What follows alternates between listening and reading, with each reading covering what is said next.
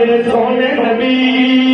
صحابہ کرام بھی موجود ہیں، اللہ کے محبوب بھی تشریف فرما گئے اور میں میرے غلاموں جس گھر میں 2 بچیاں ہوں اگر وہ باپ ان کی اچھی حفاظت کرتا ہے،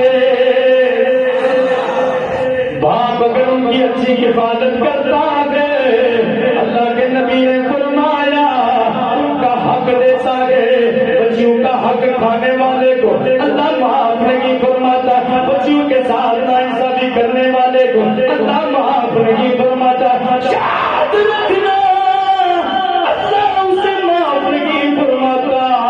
جو بچیوں کا حق دبا لیتے ہیں، بچیوں پہ ظلم کرتے ہیں، بچیوں کا حق کھو جاتے ہیں، فرمایا اللہ ان سے محبت نہیں کرتا، اور میں جان نبی اللہ جس گھر میں 2 بیٹیاں ہوں اگر باپ ان کی کفالت بھی اچھی کرنے والا ہو، باپ ان کی خدمت کرنے والا ہو، ان سے باپ راضی ہو،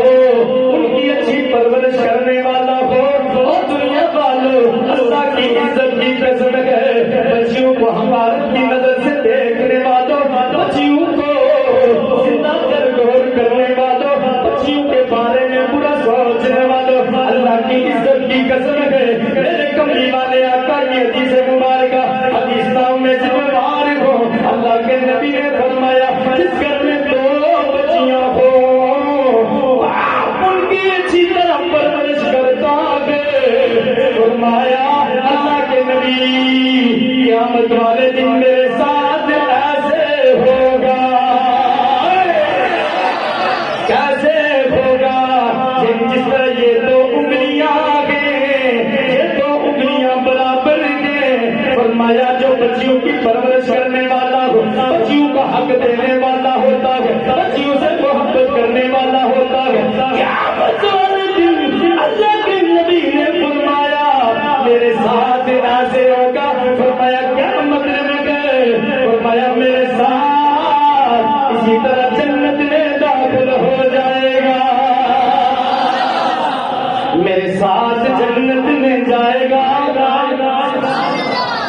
میرے ساتھ جنت میں جائے گا جو بچیوں کی پرورش کرتا ہے، اللہ کے نبی نے فرمایا بچیوں کو حقارت کی نظر سے دیکھنے والا، بچیوں کا حق کھانے والا،